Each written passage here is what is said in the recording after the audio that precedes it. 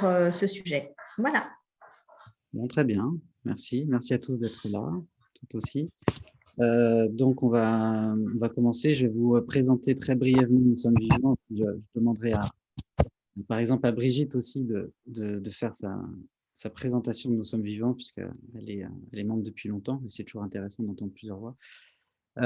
Donc, oui, je vais brièvement vous présenter Nous sommes vivants. Ensuite, nos deux intervenants, donc Yolène et Jacques, vont nous parler des rapports de prédation, et une demi-heure avec questions. Et ensuite, on parlera des projets en cours dans l'association, si ça vous va.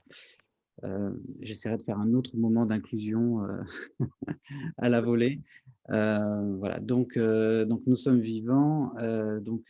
C'est une association qui réunit les professionnels de l'innovation et de la transformation pour apporter la transition écologique dans les entreprises.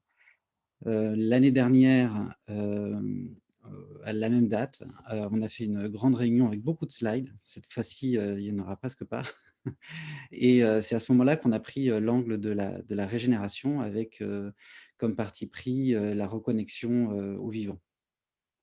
Et, et voilà. Et la façon dont le collectif fonctionne, c'est on avance, on va dire, sur deux jambes. Il y a les groupes de travail. Donc, tout le monde peut proposer un sujet, rejoindre un projet en cours. L'idée, c'est de se voir toutes les semaines, une heure ou deux, pour avancer. Un constat que l'on a fait, c'est qu'aujourd'hui, on n'avait pas tous les outils, toutes les méthodes pour travailler avec les entreprises. Il y a beaucoup de choses qui se font au niveau des collectivités locales. Pour les entreprises ou les organisations, c'est plus compliqué. Quand on fait intervenir la régénération dans l'équation, c'est encore plus compliqué. Donc, ces groupes de travail visent à développer des outils, des méthodes, des approches, ensuite pouvoir les porter ensemble dans les entreprises. L'autre jambe sur laquelle on avance, c'est le maillage de compétences. Tout à l'heure, on en parlera.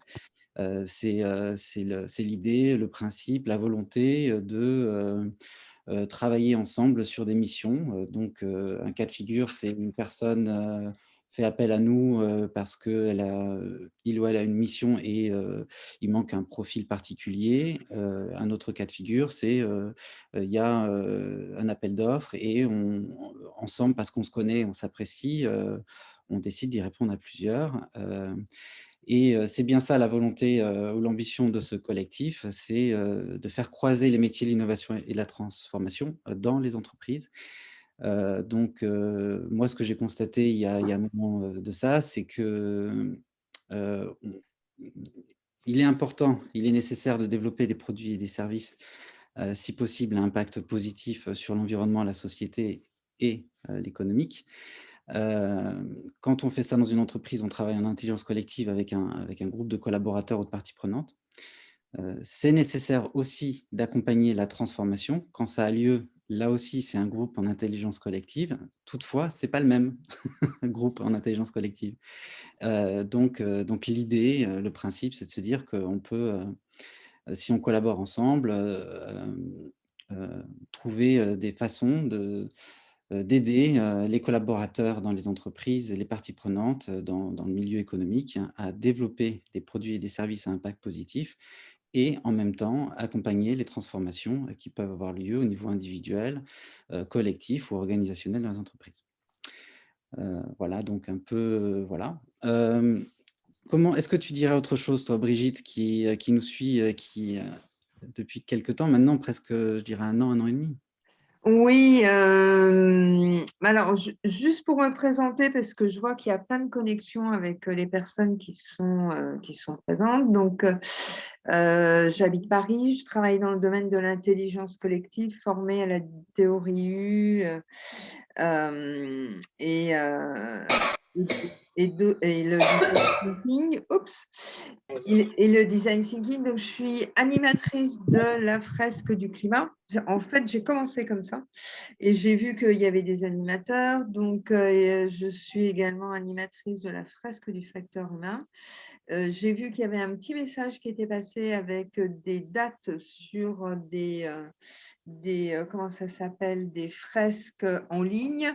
Donc, moi, je sais que je vais animer celle du 4 avril. Je vais en animer certainement une, puisque paraît-il qu'au total, il y a 450 personnes d'inscrits. Donc, remettre La fresque du quotidien. l'humain, voilà, remettre l'humain à l'intérieur de l'entreprise, de la société, bah, c'est une de mes préoccupations. Dans un mouvement écologique, dans un mouvement vivant, hein, donc, et c'est pour ça que j'ai rejoint Nous sommes vivants. Et là, j'ai créé une petite idée de faire un petit pôle formation, parce que la formation et la connaissance permet aux personnes de rentrer dans l'action. Voilà. Hein, et permet aussi de dédramatiser, de remettre du réel voilà, dans les relations également. Donc, c'est la première étape. Après, il y a d'autres étapes, hein. Voilà. C'est le premier palier. Est-ce que j'ai bien décrit l'association? Est-ce qu'il y avait quelque chose à rajouter? Oui, enfin, l'association, c'est vraiment qu'est-ce qu'on fait ensemble au niveau du vivant. Enfin, ce qui nous lie, c'est vraiment réintroduire le vivant, ce côté à la fois humain, écologique, régénération, enfin, et qui fait que on agit différemment. Voilà. Super. Je mets ici dans le chat le formulaire pour nous rejoindre. Il n'y a pas de droit de... Enfin voilà, c'est gratuit pour nous rejoindre. Et voilà. Et alors, j'ai encore quelqu'un à mettre. Voilà, hop. Est-ce qu'un autre membre de l'association veut prendre la parole avant qu'on passe au sujet des rapports de prédation dans les entreprises avec Jacques et Yolène?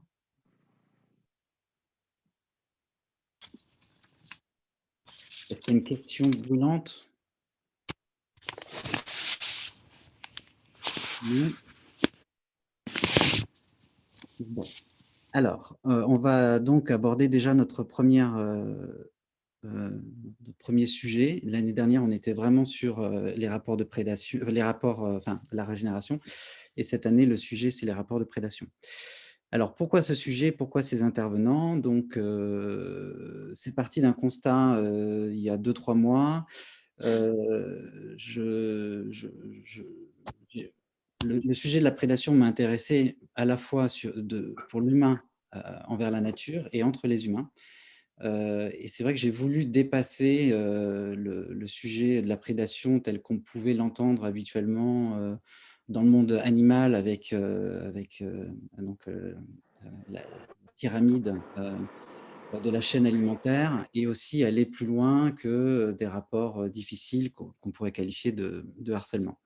Ce que j'ai entrevu dans le sujet de la prédation, c'est vraiment la notion de rapport que l'humain peut avoir envers lui-même, envers les autres et envers la planète. Et ça m'a intéressé de le creuser. Et ce faisant, j'ai fait plein de parallèles avec la biodiversité, le racisme et la guerre en Ukraine. Hem Et donc je me suis dit que décidément ce sujet était important.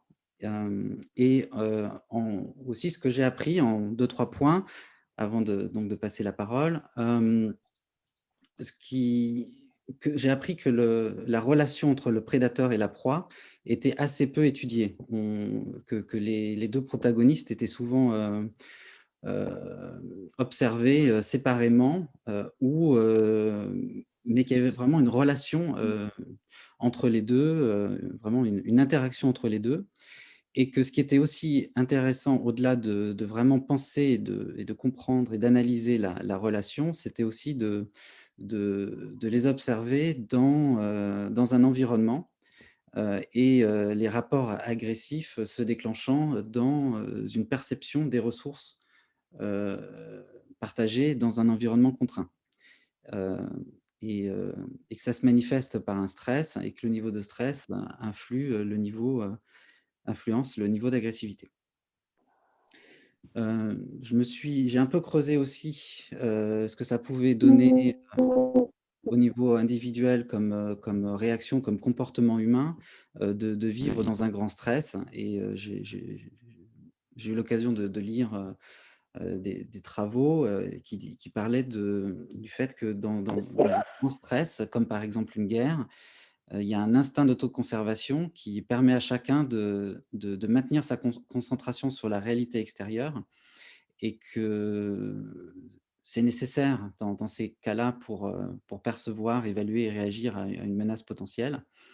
Mais que cet instinct d'autoconservation se traduit aussi par une faible attention sur le monde intérieur qui est réduit au silence et l'individu donc se sent engourdi et plutôt en mode voilà, très fixé sur ses valeurs, ses comportements, ses croyances et assez peu enclin à s'ouvrir. Hem, Par rapport aux entreprises, en général dans la société déjà, on verra ce que Jacques et Yolène, nous diront tout à l'heure, mais c'est les rapports de prédation, engendrent, une certaine, cassent les dynamiques de confiance et donc les dynamiques de collaboration. Donc au niveau sociétal, c'est quelque chose qui peut freiner le développement de comportements nouveaux, la collaboration, l'adaptation et au niveau des entreprises, ça peut, vraiment freiner là aussi, la capacité d'une équipe ou d'une entreprise à s'adapter. Toutefois, Yolène nous dira, je crois que, les prédateurs, dans le monde animal, savent, très bien aussi, s'organiser, de façon collective. Et enfin, ça m'a amené quand même à parier, sur le meilleur de l'homme ou de l'humain en général.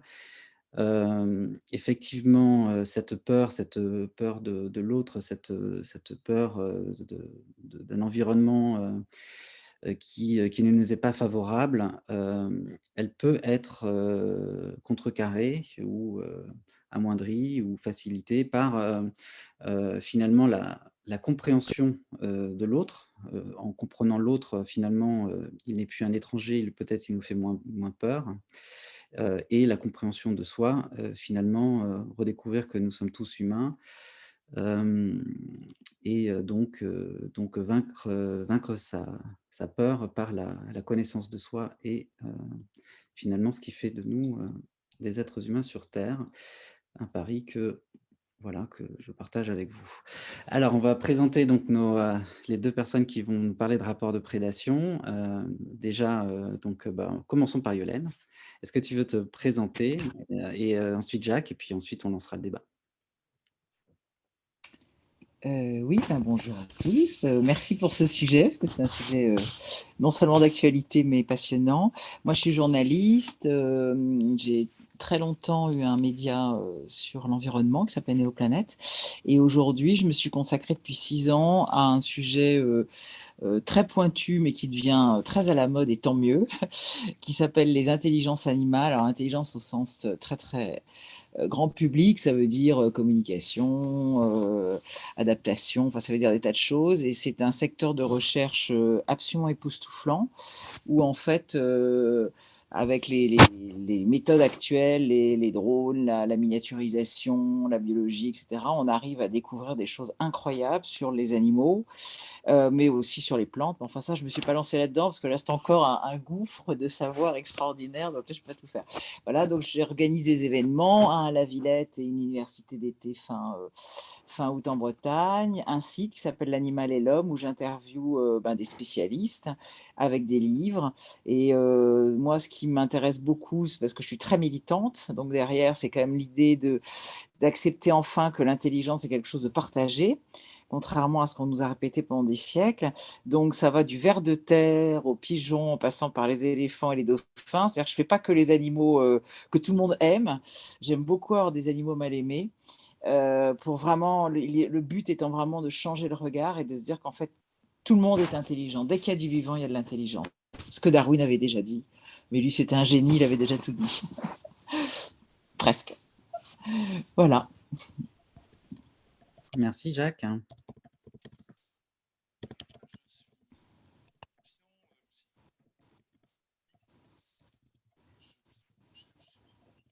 Jacques, peut-être le micro? Excusez-moi, je n'avais pas cadré mon micro, je reprends peut-être. Donc, je suis médecin comportementaliste.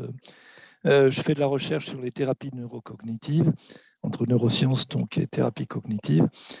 Et j'interviens dans les domaines de l'accompagnement des changements de l'évolution des modes de vie, on va dire, médecine environnementale au sens plus technique.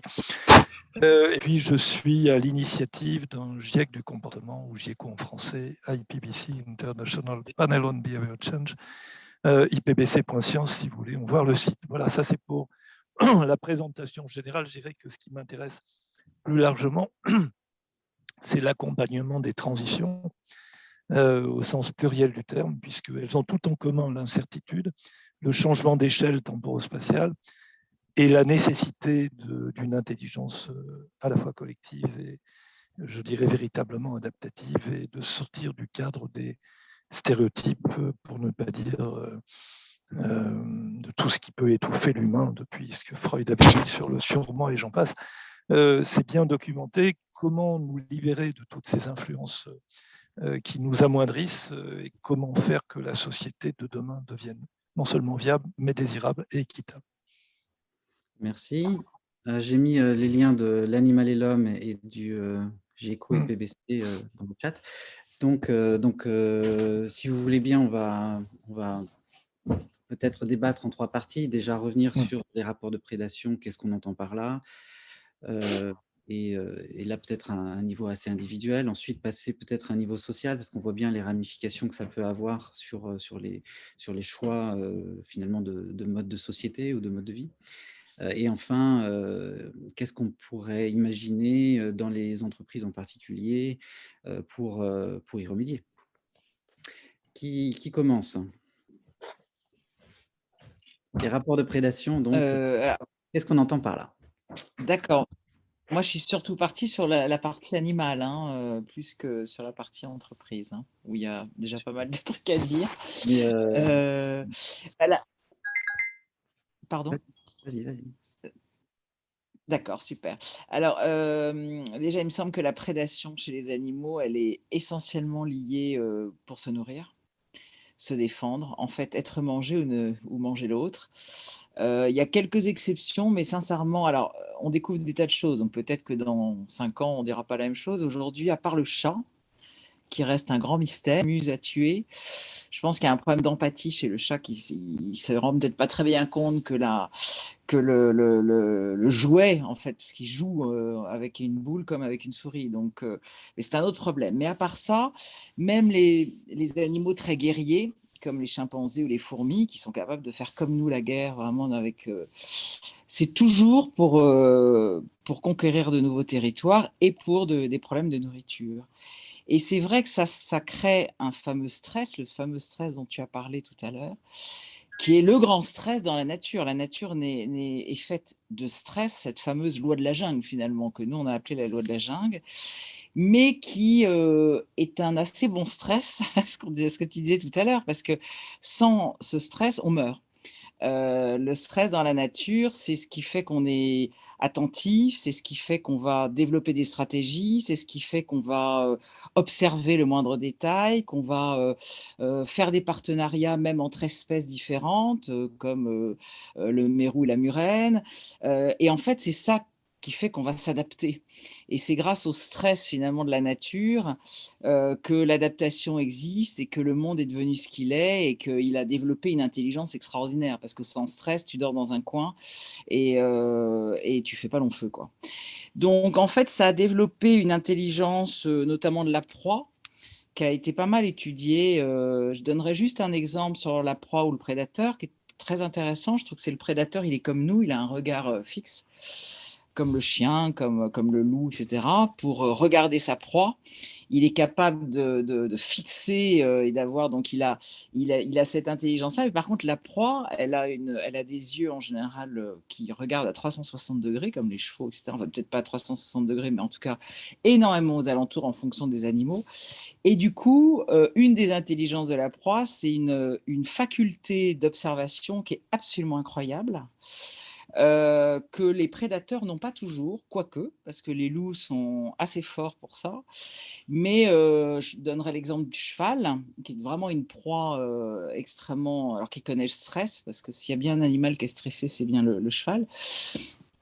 Avec ses yeux, il a développé un tel sens de l'observation que quand il est capable de percevoir la moindre énergie d'un oiseau caché là-bas dans les feuilles, etc.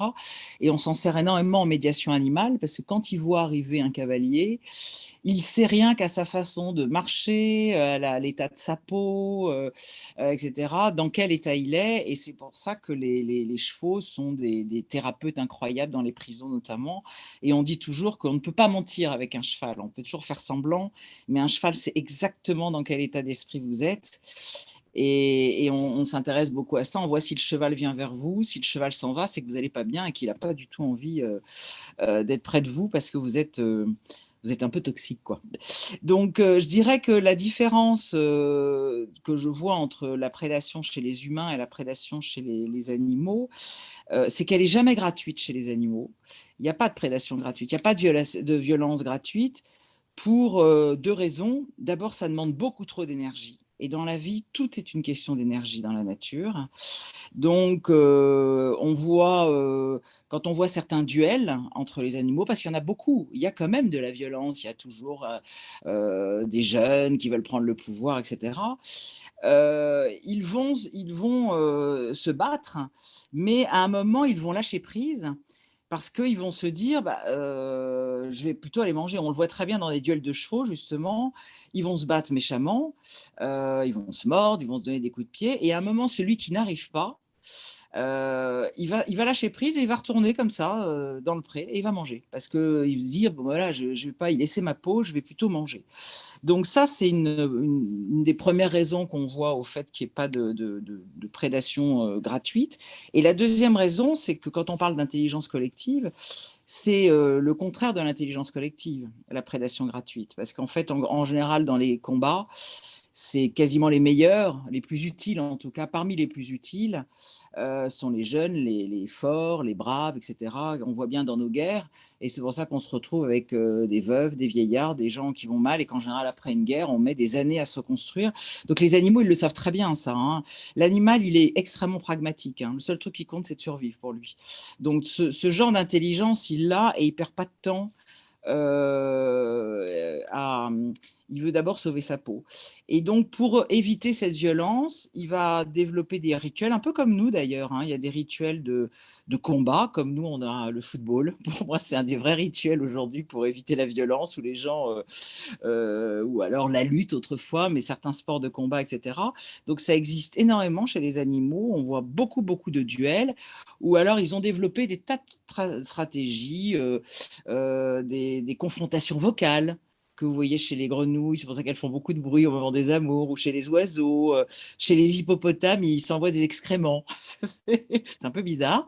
Donc, ils s'envoient des jets dégueulasses, mais voilà, il y a des odeurs. Il y a un certain qui met des odeurs épouvantables, et donc l'autre ne va pas supporter l'odeur, etc., etc. Donc, ils ont développé des tas de stratégies pour décharger cette violence et cette envie de prédation de l'autre sans pour autant le faire. Et puis, il y a beaucoup de médiateurs, mais comme nous aussi, hein, comme on essaye en ce moment de le faire avec l'Ukraine. Et il y a un exemple qui est toujours joli, mais chez les éléphants, c'est en général des femelles qui vont pour essayer de calmer les petits jeunes quand ils s'énervent, et pour essayer et on a vraiment vu ça, et avec des gestes bien particuliers, des mouvements de trompe, etc. Et on sait que c'est pour calmer un peu l'ambiance. Ce qu'il faut retenir en tout cas, c'est que contrairement à ce qu'on croit, il y a énormément de pacifisme dans la nature, et nous avons, pour des raisons politiques, beaucoup aimé l'image de tous les animaux sont sanguinaires, cruels, etc. Ça nous permettait de mieux les exploiter, mais elle est très fausse en fait, et on découvre de plus en plus.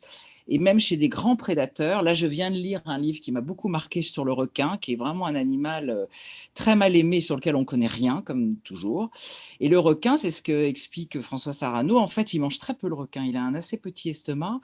Et en fait, une fois qu'il a mangé, le requin, il est tranquille au milieu de plein de poissons, et les poissons ne bougent pas, quoi. Et l'orque, qui est certainement une des prédatrices les plus dangereuses, l'orque est très, très pacifiste. Une fois qu'elle a mangé, alors c'est une chasseuse redoutable, mais une fois qu'elle a mangé, elle vit en famille.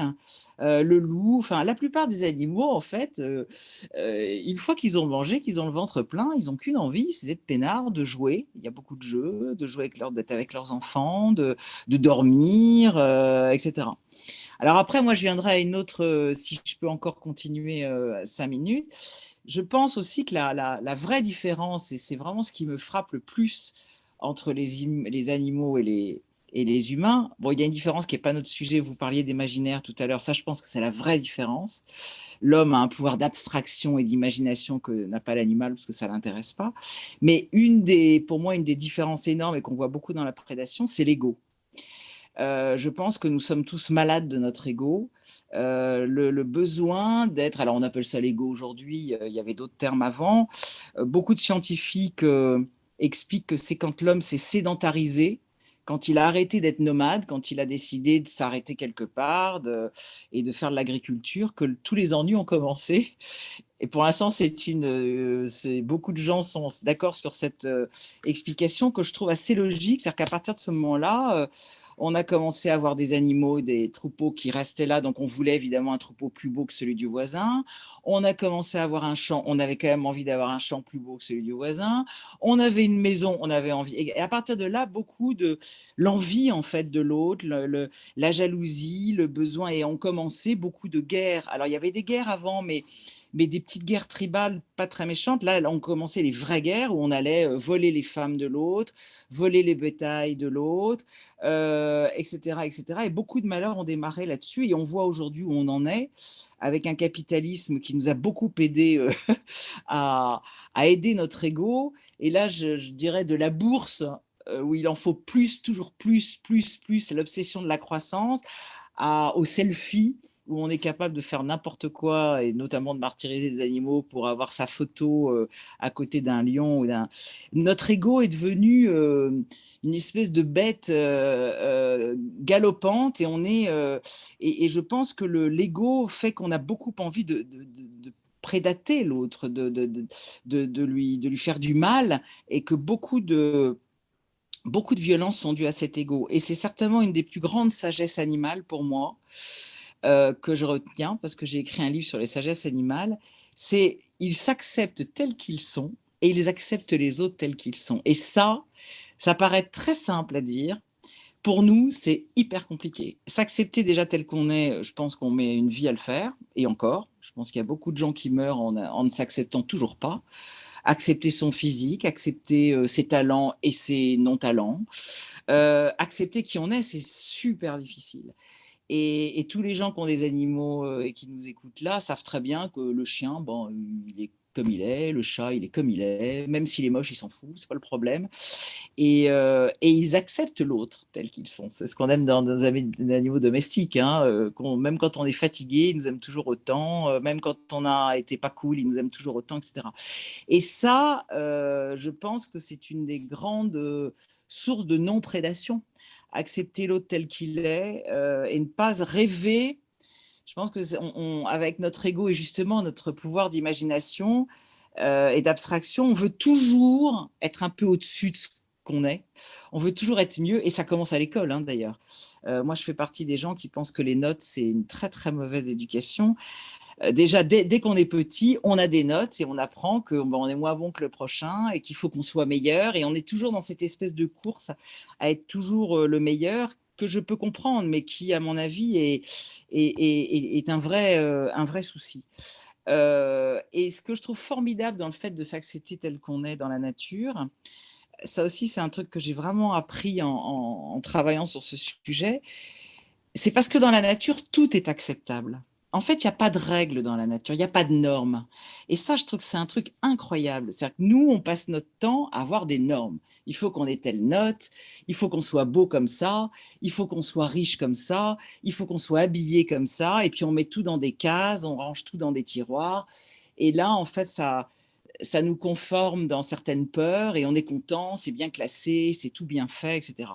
C'est le contraire de la nature. La nature, c'est un ensemble d'erreurs, c'est un ensemble de hasards, c'est un ensemble de coïncidences, c'est un ensemble d'handicaps.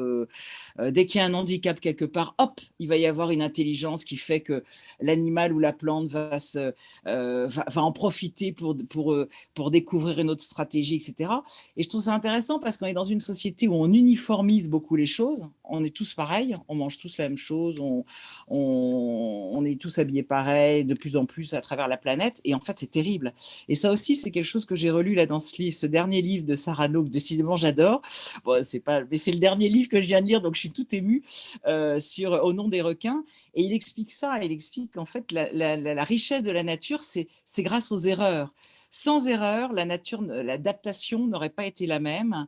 Et c'est très souvent des animaux qui, parce qu'il y a eu une faiblesse, ont réussi. L'hippocampe, par exemple, qui est un poisson qui ne sait pas nager, eh ben, il a développé toute une stratégie en se déguisant comme une algue, en s'accrochant à des algues et du coup, il n'a plus qu'à ouvrir la bouche et puis il chope tous les planctons, c'est livré à domicile.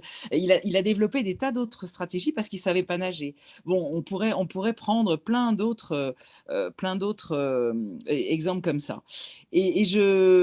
Avant de terminer, je dirais que je pense que ce qui est vachement important pour éviter la prédation, alors sans doute notamment dans les entreprises, c'est la connaissance. Je pense qu'il y a énormément de problèmes de connaissances. Nous avons déjà beaucoup de connaissances, mais nous en manquons beaucoup. Et en fait, souvent on va être violent, on va prédater l'autre parce qu'on le connaît mal. Et alors, je prendrai un exemple toujours lié aux animaux, évidemment. Moi, je me contente des animaux. Je prendrai le pigeon. Le pigeon, je trouve que c'est un exemple qui est quand même génial. Quasiment jusqu'au 19e siècle, on a adoré le pigeon. C'était pas cher, ça donnait à manger aux classes populaires. On faisait des jeux avec, c'était romantique. Il n'y avait pas un mariage sans pigeon. On allait à Venise, la place de Venise, la place Saint-Marc a fait rêver tout le monde, etc. En 1914, on était bien contents d'avoir les pigeons là parce qu'ils ont remplacé Internet et ils ont tous été se faire massacrer pour nous envoyer des messages. Donc, on a trouvé que le pigeon était vachement sympa. Et puis, dans les années 50, il y a comme ça un médecin qui a sorti un article en disant que le pigeon était porteur de maladie. Il l'a surnommé le rat volant. Ça n'a jamais, jamais été prouvé. À partir de là, c'est parti comme un raz-de-marée dans le monde entier. Tout le monde a déclaré que le pigeon était dangereux. Et aujourd'hui, tous les jours, vous voyez des gens qui ont des fantasmes en disant qu'il y a beaucoup de pigeons, que c'est dangereux, que les fientes sont dangereuses, etc. Ce qui est totalement faux.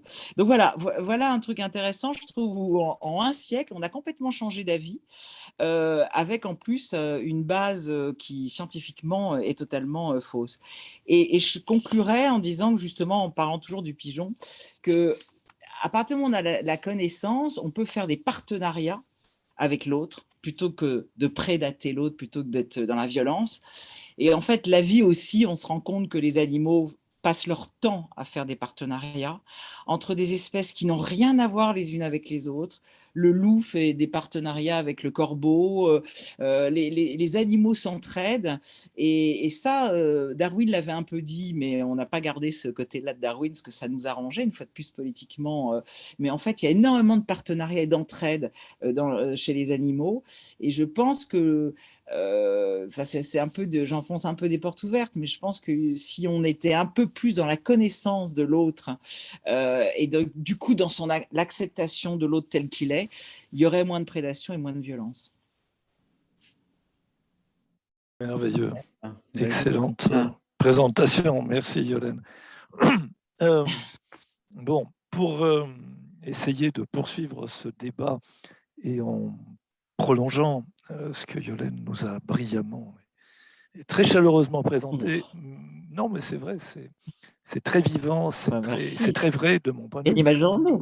Donc, si je poursuis, de quoi souffrons-nous? En quelque sorte, nous avons la malchance d'avoir trop d'opportunités trop de capacité. Ça me fait penser à une étude qui avait été réalisée par, je ne sais plus, peut-être l'école de Harvard sur le bonheur, je crois. En gros, voilà l'histoire. On fait un jeu, à la fin, on gagne une image. Et parmi ceux qui gagnent l'image, il y en a deux catégories, ceux qui reçoivent cette image, et puis voilà, c'est clos. Et 6 mois plus tard, on leur demande alors cette image, qu'est-ce que vous en pensez? C'était une image d'art, enfin je ne sais plus quoi exactement, donc presque tout le monde est content. Et puis le deuxième groupe, au bout d'un mois, ils reçoivent un petit message en disant, bon, si ça ne vous convient pas, on peut vous en proposer d'autres et vous choisirez.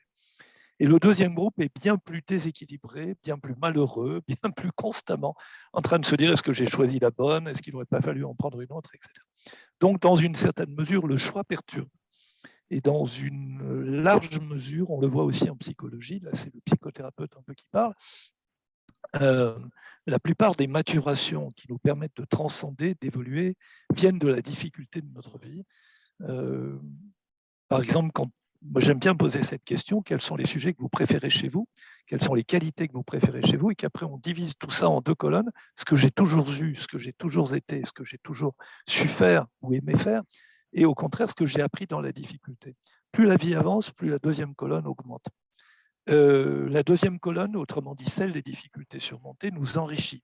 Mais ce n'est pas toujours le cas, parfois c'est des deuils qu'on ne surmonte pas. Mais lorsqu'on les surmonte, eh bien, on s'aperçoit qu'on s'enrichit. Et souvent, c'est lorsque ce sont des drames insurmontables, apparemment. Autrement dit, la difficulté insurmontable, techniquement, nous amène à nous dépasser en termes de développement. Autre exemple, un métier, pour glisser un peu sur ce qu'évoquait tout à l'heure Jérémy, quand on passe au niveau des organisations. Regardez le domaine de l'aviation, qui est un domaine qui au départ était éminemment dangereux, le plus lourd que l'air, ou le domaine des entreprises à haut risque, Céveso, chimique. Eh bien, dans ces domaines-là, on a développé ce qu'on appelle le REX ou le RETEX, le retour d'expérience. Et on a compris, il y a quelques décennies, 3, 4, 5, 6, suivant les domaines, que l'erreur nous apprenait plus de choses utiles que le succès. Partager l'erreur, hein, analyser les dysfonctionnements, les petites erreurs quotidiennes, nous permettait, le retour d'expérience, donc d'apprendre et de prédire énormément de dysfonctionnements plus larges et de coopérer pour pouvoir l'exploiter à tous les niveaux.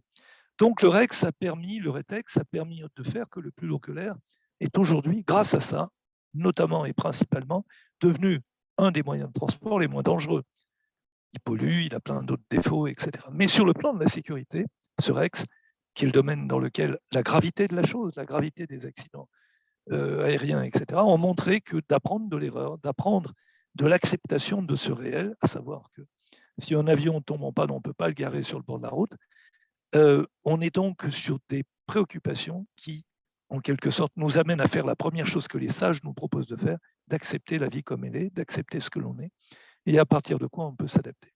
Et à l'opposé, la révolte, si on peut dire, c'est de refuser ce que l'on est en essayant de l'améliorer, serait peut-être à la fois une des raisons pour lesquelles on a tellement progressé sur le plan technologique et scientifique, et une des raisons pour lesquelles peut-être on n'est pas précisément heureux, ni heureux individuellement, ni très heureux collectivement. Pour prendre les études de Harvard que j'évoquais tout à l'heure, sur le bonheur, vous pouvez aller voir si vous ne connaissez pas, une excellente étude qui a plus de 75 ans, 80 sans doute à peu près maintenant, donc qui a usé 3 générations de chercheurs sur le bonheur. Et quand on étudie le bonheur, non pas auquel on pense par la projection imaginaire, mais celui qu'on a vécu dans la journée passée, et où on a comparé des gens à fort niveau de diplôme et de réussite sociale ou d'autres au contraire qui ne l'avaient pas, eh bien on s'aperçoit que chez tout le monde, les principaux sujets de bonheur, c'est la confiance qu'on a dans l'autre, les relations de confiance ou la confiance qu'on a en soi, et la capacité à exprimer ses passions, autrement dit, à se réaliser non pas dans le résultat, mais dans le plaisir d'être ou de faire. Et c'est ça qui rend heureux, pas le reste. Voilà. Le reste, ça peut nous permettre de vivre ou de survivre, de manger, comme on dit, de se loger, mais ce n'est pas ça qui nous épanouit. Bref, revenons maintenant au sujet. Pourquoi est-ce que le cerveau humain, qui a tellement plus de ressources que beaucoup d'autres cerveaux animaux de nos comparses, parce que probablement la multiplicité des atouts et des stratégies nous égare et peut-être nous fait faire des choses qui ne sont pas pertinentes, mais possibles. Si je prends l'exemple de l'adaptation, je vais donner un petit exemple d'expérience réalisée dans les pays scandinaves, dont vous avez peut-être entendu parler, les cours d'empathie. Quand on parle de cours d'empathie, hein, en français en particulier, on imagine tout de suite des cours sur l'empathie, est un concept qui est né dans la culture à tel moment, en tous les cas on trouve la trace, et puis ensuite il s'est développé de telle façon, voilà comment ça marche, voilà les méthodes qu'on peut employer, et ensuite on fait une interro écrite à la fin et on donne des notes, bon, si je caricature un peu. Et le cours d'empathie des Scandinaves, c'est un jeu de mots en fait, c'est pas un cours, c'est un groupe de parole dans lequel des enfants et des ados peuvent parler de leurs faiblesses, de leurs complexes ou de choses intimes dont ils n'auraient jamais osé parler dans leur groupe social des enfants et des ados. Et au départ, peu de gens, peu d'enfants, peu d'ados parlent dans ces groupes. Mais on applique les mêmes règles que lorsqu'il y a un drame chez des adultes et qu'on les fait parler en groupe de parole. À savoir les grandes règles que vous connaissez, confidentialité, on ne coupe pas la parole, on est dans un processus dans lequel on ne juge pas, quand on prend la parole sur un autre, on dit ce que ça nous fait à nous, le tutu, comme disait Jacques Salomé, on parle de jeu, ce que ça me fait ressentir, etc. Et on s'aperçoit qu'après avoir fait partager un groupe de parole à des enfants et des ados qui, pour la plupart, au bout du compte, n'avaient pas de problème particulier, mais ne l'auraient pas fait spontanément, et qu'ils ont été mis le pied à l'étrier par les enseignants qu'on a formés en quelques heures, 1 heure par semaine pour les groupes étudiés, qu'on n'a donc pas eu besoin de détourner, on n'a pas eu de budget, si on peut dire. Ça n'a rien coûté. Eh bien, au bout de 6 mois, d'1 an ou plus, on s'aperçoit que la sociabilité des enfants et des ados entre eux augmente, non seulement dans leur classe, mais entre classes et générations, et avec les adultes, et qu'ils sont meilleurs dans les domaines même de performance scolaire, mais en coopération plutôt qu'en compétition, en émulation plutôt qu'en compétition. Donc on s'aperçoit qu'avec des procédés simples, on n'a pas changé ni la culture, ni les gens, ni les cerveaux, ni rien. On s'aperçoit qu'une autre stratégie d'apprentissage et de dépassement de soi, moins compétitive et plus coopérative, et qui s'appuie sur des ressources aussi du cerveau humain, mais moins utilisées aujourd'hui, qui marchent tout aussi bien, si ce n'est mieux, peuvent résoudre dans une grande mesure ce qu'on peut appeler la violence sociale telle qu'on la décrit aujourd'hui. En tous les cas, c'est ce que laissent penser les études qui sont réalisées dans ce domaine-là, parmi d'autres, évidemment. Donc non, ça n'est pas ni impossible, ni, comment dire, nouveau, mais si on regarde l'histoire humaine, on s'aperçoit qu'une même population peut, suivant, comme le disait très bien Yolène tout à l'heure, aimer les pigeons ou les détester à quelques décennies ou quelques années d'intervalle. On peut très bien aimer le fait d'être généreux et coopérant à l'époque des romantiques de Victor Hugo. Hein, si mon souvenir est bon, le jour où Victor Hugo est mort, il y a eu 3 millions de Français qui sont venus à commémorer sa mort à Paris, plus que de Parisiens à l'époque. Tout ça, il faudrait vérifier les chiffres, mais c'est de cet ordre-là. Donc un poète pouvait être à l'époque tellement populaire qu'il faisait déplacer une partie de la France pour son enterrement. Pourquoi ? Parce que ça faisait partie, le romantisme, de ceux qui avaient popularisé, si on peut dire, la coopération, l'affection.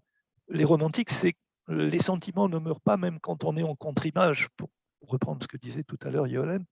Donc, dans une certaine mesure, l'humain peut très bien fonctionner comme ça. Je pense également à Vincent Munier, peut-être vous avez vu ce grand reporter du monde animal sauvage, qui fait des photos qui est allé notamment faire beaucoup de photos du loup blanc en Arctique, et qui raconte dans un de ses reportages, enfin qui montre, qui partage, qui fait partager, chose absolument admirable. À un moment donné, il était parti à la rencontre du loup blanc et il avait passé un temps fou depuis 2 ou 3 ans sans en trouver. Et au moment où il était presque sur le point de se décourager au milieu de cet espace dans lequel il y a presque plus de lumière pendant 6 mois et moins 40 de façon assez chronique, et à un moment donné, il voit apparaître 9 loups blancs à l'horizon. Et ces loups blancs, on le repère très vite, toujours les capacités du loup évoquées, et finalement arrive vers lui. Et c'était à la fois son bonheur, et en même temps, il s'est dit, mais je suis 1 contre 9, qu'est-ce que je vais faire d'un certain point de vue ? Donc, il attend que les loups arrivent, et il arrive à se dire, je les accueille. Enfin, voilà, allez voir son reportage, vous tapez Vincent Munier, loup blanc arctique, et vous tomberez probablement assez vite sur cette vidéo. Et qu'est-ce qui se passe à un moment donné, au fur et à mesure que les loups arrivent, qu'ils l'entourent ? Il crée le lien. Autrement dit, à la fois, il ne s'affole pas parce qu'il sait parfaitement que si on court devant un loup, on devient une proie. Mais là, s'accueillent en quelque sorte comme des alter-ego. Et les loups s'installent autour de lui progressivement. Et à un moment donné, il fait une chose assez insensée. C'est qu'au moment où il a commencé à créer le lien avec le loup dominant, il s'allonge par terre pour commencer à faire des photos des loups dans toutes les positions. Donc déjà, il était 1 contre 9. Mais en plus, maintenant, il se met à s'allonger dans la neige et à faire des photos des loups dans toutes les positions. Et je ne me rappelle plus assez des choses pour vous les dire de façon complètement exacte, mais si mon souvenir est bon, un des jeunes loups voulait s'approcher et le vieux loup lui fait signe de ne pas bouger. Et voilà, donc à un moment plus tard, ils font une espèce de presque de process d'intégration dans le groupe, et puis tranquillement, les loups partent un moment plus tard, comme s'ils avaient quitté voilà, quelqu'un qu'ils avaient visité. C'est pour dire que il y a des manières différentes de fonctionner, aussi bien entre animaux. Les loups aient pu se comporter en prédateurs, c'était une option différente de relation. Et donc, dans une certaine mesure, oui, la connaissance de soi, la connaissance des autres, nous permettrait aujourd'hui de pouvoir mieux choisir l'éducation, le management, les modes de fonctionnement, les sollicitations diverses, les incentives, comme on dit, les incitations à avoir tel et tel comportement, pour se demander quelle société voulons-nous créer, dans laquelle voulons-nous vivre. Mais assurément, quand on fait certaines choses, je vais vous donner un autre exemple. Je fais quelques cours parmi je fais dans des institutions à HEC, et j'ai déjà discuté avec des membres de HEC sur l'organisation des études dans des grandes écoles comme ça.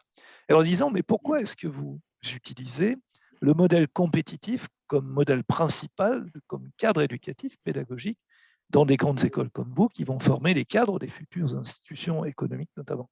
Si vous faisiez de la coopération, de l'émulation, ça vous permettrait tout autant de développer les capacités d'adaptation, mais ça réduirait le processus de compétition entre individus qui vont aller mobiliser dans le cerveau des processus de prédation, par exemple.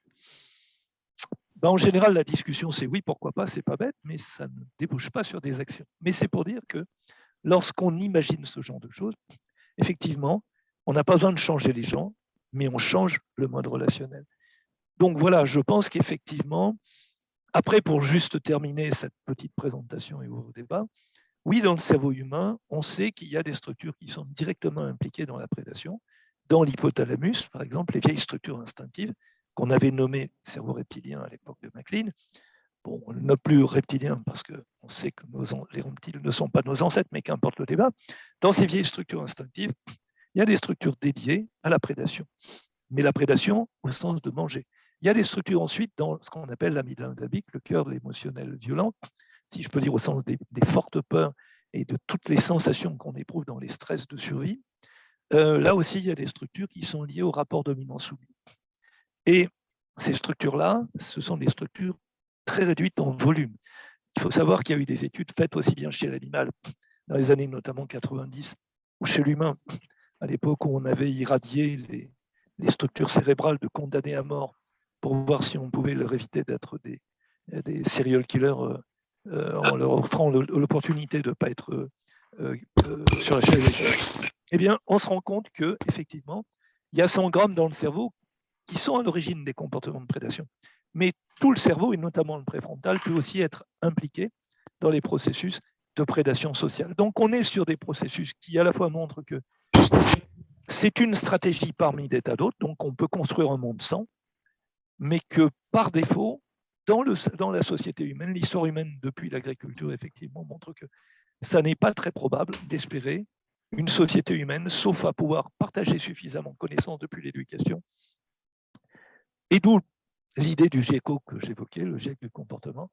Qu'est-ce qu'il faudrait concevoir comme société depuis l'éducation, le monde de la culture, le monde du management, le monde de la gouvernance, pour sciemment pouvoir construire une société qui à la fois intègre le développement économique, le développement des différentes cultures, l'inclusivité et beaucoup d'autres choses. Et contrairement à ce qu'on pense, pour terminer, ce ne sont pas les sociétés ni animales ni humaines qui prédatent qui se portent le mieux, ce sont celles qui coopèrent. Les démocraties, dans l'ensemble, dans l'histoire du monde, coopèrent plus que les dictatures et elles sont plus riches, à tout point de vue. Donc, ça n'est pas parce que la prédation serait le pragmatisme versus les idéalistes utopistes qui penseraient qu'il faut être tous des poètes. Non, je dirais il y a d'un côté des stratégies qui performent, qui sont la coopération, et tout le monde le montre, aussi bien humain que animal, mais on a une fiction de croire que la prédation est une bonne stratégie. Non, ça ne marche pas. Et c'est bien ça, un des objectifs du GIECO, que de le démontrer par des études, chez l'animal comme chez l'humain, pour sortir du débat d'opinion dans lequel on n'ira jamais au bout parce qu'on ne sera jamais d'accord. Voilà, merci. Jacques, j'aimerais peut-être qu'on reste maximum 5 minutes sur le sujet, peut-être prendre des questions, si vous avez des questions, des remarques, des contributions. Et dans 5 minutes, je vous expliquerai comment vous pouvez rejoindre le groupe de travail sur les rapports de prédation en entreprise ou la fresque du facteur humain ou d'autres projets. Qui a une question, une contribution, une pierre à apporter? Oui. Bonjour. Bonjour Véronique. Bonjour à tous. Bonjour. Merci déjà Yolène, Jacques pour ces contributions extrêmement riches. Je voulais apporter une contribution parce que je suis un pur produit, comme vous en parliez à l'instant, grande école, donc élevé dans cet esprit de compétition, ça m'a mené à un burn-out extrême. Donc je me remets à peine et j'ai voulu comprendre ce qui s'était passé, comprendre mon histoire. Et en fait, en creusant, en lisant les philosophes, en étudiant les neurosciences, la psychologie, énormément de domaines, j'ai pris conscience à quel point toutes les théories économiques que j'avais apprises quand j'avais 20 ans, Adam Smith, l'Homo economicus, cette image de l'homme qui avant tout ne cherche que le pouvoir, le plaisir, c'est ancré en nous en fait, et on en arrive à être complètement instrumentalisé dans des rapports de force, de pouvoir en fait, qui nous détruisent. C'est le toujours plus en fait, et comme vous le disiez si justement, c'est que ces théories-là, on les questionne à aucun moment, ça devient des croyances, des fonctionnements. Et alors, nous, on ne sait pas qui on est, en fait. On apprend ça, un petit peu comme dans l'éducation. C'est aussi à l'école. D'ailleurs, on ne nous apprend pas à être, par exemple, en amitié avec soi. On n'est pas dans une saine émulation. C'est toujours, il faut avoir la meilleure note. Et quand on a une éducation rigide, il n'y a pas le droit d'avoir en dessous de 15, par exemple. Donc, on vit sous pression aussi. Cette pression, elle se poursuit dans l'enfance, l'adolescence, à l'âge adulte. Et après, c'est un poste après un autre parce que il faut faire une carrière quand on vient d'un certain milieu et qu'on a fait une grande école. Et à un moment donné, tout lâche. Il y a des événements difficiles. Moi, par exemple, j'ai perdu un enfant, j'ai eu un accident. Il y a beaucoup de facteurs difficiles. Et à un moment donné, il y a tout qui implose. Et c'est là, comme vous disiez très justement, quand il y a cette souffrance qui émerge, quand plus rien n'a de sens, on revient à ces fondamentaux et on se dit mais qui je suis? Est-ce que cette vie a eu un sens? Et puis surtout, il faut se reconstruire quand on est arrivé à ne plus pouvoir marcher, à ne plus pouvoir faire fonctionner son cerveau. Tout ce que je pouvais encore faire, c'était juste être présente. Alors, heureusement, j'avais appris à méditer quelques années auparavant, mais au début, c'était de façon instrumentalisée, c'était pour tenir, comme le yoga ou pour la course à pied. C'était même pas pour me faire plaisir, c'était le pire finalement. Mais là, du coup, j'ai questionné tout ça, j'ai utilisé la présence différemment pour survivre au début, parce qu'il me restait que ça, puisque je pouvais plus penser ni marcher. Et là, j'ai découvert une source de paix intérieure en fait extraordinaire à force de pratiquer. J'ai appris aussi le foutez-vous la paix, je ne sais pas si vous connaissez, de Fabrice Midal, qui est un philosophe qui a créé l'école occidentale de méditation, qui est en marge de... Il n'y a pas de connotation religieuse, c'est ça qui est assez formidable, et c'est très simple et éclairant. Et comme vous disiez très justement, ça a permis d'avoir une autre relation à soi, en fait. On découvre une certaine forme de bienveillance, et à partir de là, je me suis rendu compte que toutes mes relations aux autres changeaient. La relation à moi-même, mais aussi à mon conjoint, à mes amis. Et là, il y a quelque chose qui se dénoue. On se met à accepter ce qu'on est, ce qu'on a vécu, ce qu'on devient. Et là, voilà, il y a une extraordinaire métamorphose qui se met en place. Et je crois que c'est vraiment l'une des clés du débat de ce soir, voilà, pour passer de ces rapports de prédation à ces rapports de saine coopération, cet autre modèle qui est tout à fait possible, j'en suis de plus en plus convaincue, autour de la conscience, de la bienveillance, de la solidarité et aussi du bien-être. Et comme vous le disiez, c'est effectivement dans ce cadre-là qu'on peut avoir les meilleurs résultats sociétaux, tout simplement parce qu'on est tous ensemble. On peut utiliser notre intelligence émotionnelle, l'intelligence collective. On adhère à des modèles sociaux. Il y a des sociétés qui arrivent, des plus petites, mais donc ça me donne beaucoup d'espoir pour les grands groupes. Simplement, je crois qu'il faut que chacun, on arrive à ce que les managers, les leaders touchent du doigt cette possibilité de fonctionner différemment avec eux-mêmes et avec les autres. En fait, tout est dans la relation en fait, à soi et aux autres, et ça se en fait, ça ne se décrète pas. Donc, on peut expliquer, voilà. Ce sujet-là, Véronique, Pardon, je suis un petit peu longue peut-être. Est-ce que tu veux justement prendre le temps maintenant de présenter ton projet que tu voudrais faire au sein de Nous sommes vivants, parce que... Oui, alors je ne sais pas si mon PowerPoint va passer. Je le mets à l'écran. Est-ce que vous le voyez? Non, on ne le voit pas. Non, d'accord. Moi, je peux peut-être le partager. Si tu peux le... Merci beaucoup. Alors, du coup, je reviens. Pardon, donc ça ne se voit pas. Alors, c'est justement, c'est un groupe de réflexion. L'idée, c'est de proposer en fait un contenu de formation à destination des entreprises pour faire de cette épidémie, on est à 2,5 millions de burn-out. Ah ben voilà, ça passe, voilà. Merci Jérémy. Voilà, donc j'avais résumé ma triple expérience de vie. Donc, je viens des ressources humaines, développement des compétences, mais aussi conduite de projets de changement et accompagnement au changement. Et donc, dans des cabinets, des grandes entreprises, des associations, enfin différents types de structures, dont l'aéronautique, Jacques, dont vous parliez, on n'a pas le droit à l'erreur, donc je connais bien cet univers. Mais c'est surtout voilà, cette dernière expérience, enfin, le tout cumulé, où je connais les déterminants, tout ce qui peut bloquer effectivement dans les changements, c'est beaucoup la peur de l'autre, les résistances. Et là, effectivement, il faut débloquer les choses. Et je crois qu'on a l'opportunité, comme jamais aujourd'hui avec tout ce qui se passe, alors il y a bien sûr les burn-out, les 2,5 millions, le Covid-19 qui montre qui renforce cette tendance des burn-out, mais aussi qui montre cette déconnexion du vivant. Ce que j'ai oublié de dire, c'est quand on se reconnecte aussi à soi, on se reconnecte au vivant. Il est vraiment là, aux animaux. On a des synchronicités de plus en plus. L'intuition se développe, on est réceptif. Donc, c'est vraiment un ensemble. C'est une reconnexion aussi à la nature. Et donc, je crois qu'il faut vraiment partir de là et tous ensemble essayer de voir comment on peut aider les managers et les leaders à, un premier point, nous conscientiser en quoi notre modèle relationnel basé effectivement sur la prédation, donc le capitalisme qui nous instrumentalise, par exemple, et il y a bien d'autres choses, nous détruit l'homme, donc tous les RPS, les psychosociaux, j'en ai eu des tonnes, c'est atroce, c'est catastrophique. J'ai regardé la dernière étude de Korn Ferry, 41% des salariés sont en détresse psychologique, c'est terrible. On a d'autres études qui nous disent que de toute façon, notre modèle n'est plus adapté pour la société de demain qui doit être résiliente, solidaire. Donc, je crois que c'est vraiment le moment. Et je pense qu'il faut, dans un deuxième point, donc, identifier et proposer un nouveau modèle durable qui concilie, et c'est possible, performance, agilité, coopération, confiance et bien-être.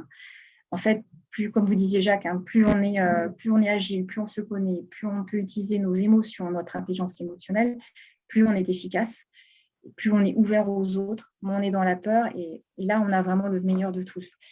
Et alors, moi, je suis partie d'une chose, j'en ai parlé brièvement, mais effectivement, je crois que c'est vraiment une des clés d'accès, cette expérimentation, en fait, d'une autre relation à soi et au vivant pour mieux se connecter aux autres.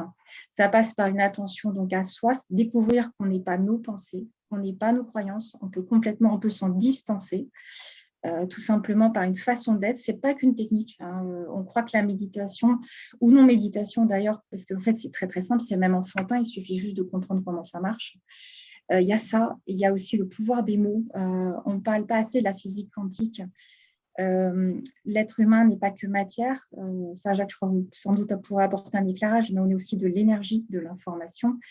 Dans les mots, il y a des vibrations. Et par exemple, j'ai fait 2 colonnes. J'ai pris les mots qui sont dans nos entreprises: contrôle, peur, jugement, compétition, prédation, stress. Quand on les sent dans notre corps, ce qu'on ressent immédiatement, c'est une sensation de mal-être, en fait, un mal-être diffus. Si en parallèle, on met les mots maîtrise, laisser être, confiance, bienveillance, acceptation, coopération, solidarité, apaisement, on a une paix intérieure. C'est automatique, en fait. Quand on comprend ça, on comprend que tous les mots qu'on utilise au fil de nos journées, en fait, ils sont complètement à côté de ce qu'il nous faudrait. On fonctionne depuis l'enfance avec des mots qui nous font du mal, en fait. Donc voilà, pouvoir des mots et enfin pouvoir des émotions. Comme on ne se connaît pas, on est en mode pilote automatique, en fait, et on réagit par habitude, souvent par rapport à des blessures qu'on n'a pas pris le temps de résoudre, qu'on n'a même pas identifiées. Quand on est malade, on a le temps, tout s'arrête. Donc, on a le temps de travailler un peu sur soi, de se connaître, voir ce qu'on rejoue ad vitam aeternam, voir toute cette souffrance qu'on porte.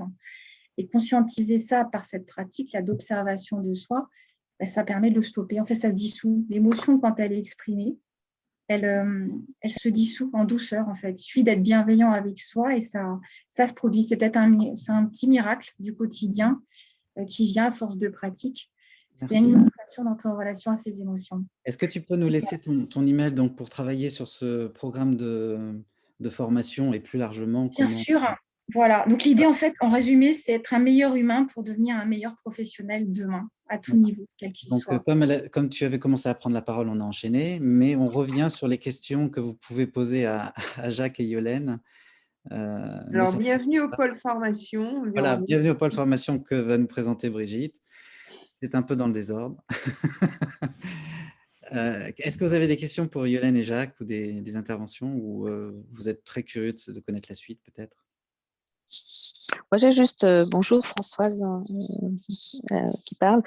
Moi, j'ai juste un commentaire à faire. Hein. Je me pose la question toujours, comment apprendre en fait à se mettre en vulnérabilité. Et dans un monde de prédation, en fait, on ne se met pas en vulnérabilité. À partir du moment où on comprend qu'on ne l'est pas, et qu'on se met en vulnérabilité, on déclenche énormément de choses. Et moi, je pense que c'est un des facteurs clés en fait d'une transformation. C'est effectivement, on peut parler de formation, de plein de choses, hein, mais je pense que il y a vraiment une peur en fait de dire je sais pas, je peux plus, je veux plus, j'ai plus envie, et puis je suis en souffrance. Hein. Et en fait, ce que je trouve génial, et merci à ce témoignage qui est incroyable, c'est que enfin les gens en parlent, hein, et ils en parlent, voilà, avec les vrais mots et sans avoir peur et sans se dire en fait j'ai échoué parce que moi aussi j'ai appris qu'il fallait se mettre en vulnérabilité, c'est être fort et c'est pas le contraire. Et ça c'est extrêmement difficile en fait pour aider les gens à faire ce pas-là. Et voilà, donc je pense qu'on a un petit rôle chacun d'entre nous en entreprise et en particulier quand on a des rôles de manager à aider chacun à faire ce pas en fait vers la vulnérabilité qui à mon avis est un des leviers forts à activer. D'accord, je vais prendre toutes les questions d'un coup parce que je pense j'ai vraiment plus qu'une minute ou deux. Donc Marion et Dounia, je crois que vous avez levé la main. Et on va faire ce qu'on peut. Marion, tu veux y aller? Oui, j'y vais. J'étais partie allumer la lumière. Non, c'était juste pour rebondir par rapport à ce que disait Véronique. Je trouve que la société est vraiment basée sur la prédation, donc c'est extrêmement difficile de pouvoir.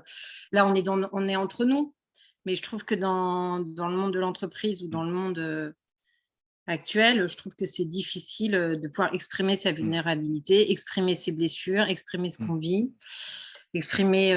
Moi, par exemple, j'ai des problèmes de santé, je trouve que la société ne me laisse pas les exprimer. Les entreprises ne me laissent pas les exprimer. Donc, j'entends, mais je trouve qu'il y a une dichotomie entre des gens qui avancent, des gens qui sont prêts à la bienveillance et d'autres qui nous enfoncent, quoi, quand on ose dire les choses. C'est pas intéressant, Merci beaucoup. Voilà. Dounia Je ne suis pas tout à fait d'accord. Moi, je ne sais pas comment on fait la main, là. Attendez, on va prendre la question de Dounia et je vois Sylvie. Alors, moi je mettrais. Je ne sais pas comment on fait la main. Non, mais j'ai vu que tu voulais répondre, Yolène. Tu veux dire un mot ou pas? Alors, j'ai une question rapide. Ah, pardon. Voilà. Je voulais juste. Dounia et je comprends très bien ce que vous. Allez, Dounia, vas-y. Oui, je crois que l'idée, c'était qu'on pose toutes nos questions et qu'ensuite, vous puissiez répondre de manière regroupée. Ah, pardon. Exactement. OK. Alors, ma question va être rapide. Moi, je me demande justement dans ces études de comportement qui ont pu être menées, est-ce qu'on relève des différences culturelles? On évoquait tout à l'heure justement ces cours d'empathie dans les pays scandinaves. Est-ce qu'il existe dans le monde des modèles, on va dire, souhaitables dont on pourrait s'inspirer et est-ce qu'ils se sont mis en place récemment ou pas? Voilà. Bien, Sylvie? Oui, je voulais plutôt réagir sur deux choses. Un, sur la culture du droit à l'erreur. J'ai travaillé longtemps dans une grande entreprise et dans laquelle justement la culture de droit à l'erreur était vraiment interdite. Moi, en tant que j'animais des workshops et j'ai mis le pied dans le plat un jour et ça a été violent pour les équipes parce que j'avais osé poser des questions sur un produit qui avait été un très gros échec et ils avaient vraiment mis le dossier dans le passé sans jamais essayer de comprendre pourquoi, etc. Mais ça a été très violent dans les équipes quand je suis revenue sur ce projet, essayer, etc. Donc ça, il y a vraiment quelque chose à travailler là-dessus. Donc j'ai réussi à le faire, on a dépassé le cap et ça a été très fructueux, effectivement. Mais il faut bien voir que cette culture à l'erreur dans certaines entreprises, c'est des millions d'euros. C'est pas juste certains échecs industriels, c'est pas juste, oui, on s'est trompé et c'est pas grave. Quoi. Derrière, c'est des gros investissements. Donc, il faut quand même avoir ça en tête pour essayer de passer ça. Et je voulais aussi un témoignage sur la prédation dans ce même groupe que je peux nommer, mais la culture de la prédation, elle est venue d'une culture très patriarcale, très protectrice. Elle est venue avec un changement de management, avec du management par la peur. Donc, en faisant du management par la peur, c'est-à-dire de dire si tu n'obtiens pas tes objectifs, voire si tu ne fais pas plus que tes objectifs, si tu ne vas pas sans arrêt plus haut, en gros, on te vire. C'est ça ou ça. Donc, c'est aussi ces forces de ce management par la peur fait que du coup, il y a toute une chaîne qui se met en place de prédation pour pas se faire virer, et si c'est pas moi qui me fais virer, c'est l'autre, parce que de toute façon il y a des gens qui doivent se faire virer, et donc en fait c'est un processus hyper pervers mais qui met tout le monde dans la peur et dans la prédation en même temps. Très bien, merci beaucoup pour. C'est vrai qu'on ne se connaît pas bien, etc. Merci pour la richesse de vos témoignages et ça nous fait du bien d'en parler tous ensemble. Un petit point de timing, donc vraiment à 50, je suis obligé d'arrêter le sujet et on continuera jusqu'à 20h15. Si vous voulez bien, pour ceux qui sont vraiment intéressés pour rejoindre les différents groupes de travail, on prendra un petit quart d'heure jusqu'à 20h15. Voilà, alors Yolène, tu avais très envie de réagir sur la vulnérabilité, je crois. Oui, juste, je comprends très bien et bien sûr, je voulais juste dire qu'il ne faut pas non plus toujours être un peu dans le négatif. Je trouve quand même qu'il y a eu beaucoup de progrès, moi, aujourd'hui. C'est mon avis, en tout cas. Et si les grandes entreprises ont encore pas mal d'efforts à faire, je trouve que la vie de l'entreprise aujourd'hui, par rapport à ce que ça a été, a quand même bougé. Je trouve qu'on écoute les gens. Et moi, je suis un peu étonnée parce que j'ai aussi été dans des grandes boîtes, j'ai dirigé une boîte, enfin, etc. Et je trouve que la société est beaucoup plus attentive à la souffrance de l'autre, à la différence de l'autre, etc., que par rapport aux années 50, ou même les années, que dis-je, 60, 70. Donc, je trouve que bien sûr qu'il y a de la vulnérabilité, mais il ne faut pas non plus nier que les choses progressent et que tout n'est, pour moi en tout cas, tout n'est pas négatif. Voilà. Je voulais juste nuancer ça. Ok, merci Yodan. Moi, je dirais que pour répondre à une question complémentairement, donc une question qui a été posée, est-ce qu'il y a des études qui peuvent permettre d'objectiver un certain nombre de choses qui ont été partagées ou bien d'autres? Oui, bien sûr. Je reprends l'idée du GIECO, c'est d'aller faire sur le comportement la même chose que les climatologues l'ont fait sur le climat. Si on n'avait pas le GIEC aujourd'hui, on ne verrait pas venir le problème climatique. On ne le verrait pas venir. Il y aurait des spécialistes dans leur coin qui diraient des choses sur les glaces et sur la météo, mais évidemment que c'est le croisement des connaissances avec des brassages de données gigantesques qui permet de faire émerger des choses. Et sur le comportement, c'est pareil. La plupart des problèmes que nous nous posons ont été posés ou même résolus ou largement avancés dans certaines disciplines et sont ignorés dans d'autres.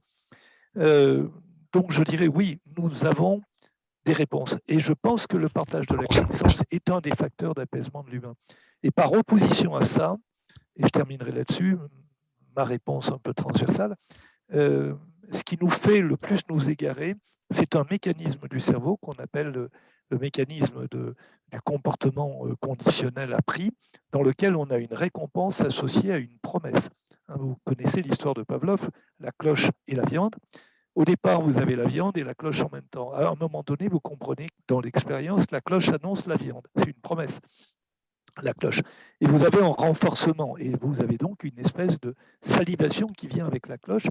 Donc la viande vient. Par contre, si à un moment donné, vous supprimez la viande, la cloche n'annonce plus rien. Sauf si, justement, sauf si on fait un truc un peu pervers, c'est-à-dire qu'une fois de temps en temps et de façon aléatoire, vous mettez de la viande quand la cloche survient. Et là, vous devenez addict. C'est l'addiction. L'addiction, c'est un leurre. C'est que la promesse ne nourrit plus, sauf de temps en temps. Et là, on n'arrive pas à décrocher, même si c'est pas rentable. Donc, dans le mécanisme actuel, dans une grande mesure, le discours politique est un discours de leurre, le populisme, hein, pour prendre un exemple pour ne pas le citer, qui vous promet des choses qui n'arriveront pas, mais ça ridiculise, ça ringardise ceux qui font des promesses dites sérieuses, entre guillemets.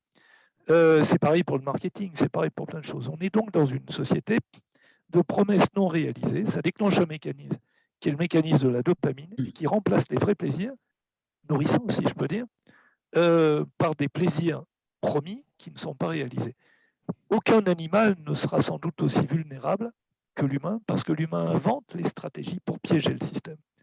Donc, c'est là où je pense que lisez un livre tel que Petit traité de manipulation à l'usage des honnêtes gens, très beau livre écrit par des sociologues brillants sur le sujet, et qui vous explique comment, quand on prend conscience de ça, ou le livre de Sébastien Boller sur le bug humain, vous voyez comment l'addiction est sans doute mais ça va bien au-delà des substances. Hein. Vous comprenez que la première addiction, c'est des croyances et des mécanismes sociaux, dont la compétition.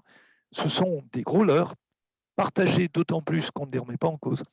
Et précisément, l'objectif, c'est d'arriver à montrer, comme pour le climat, qu'il y a des choses qu'on ne voit pas et qui sont aveuglantes.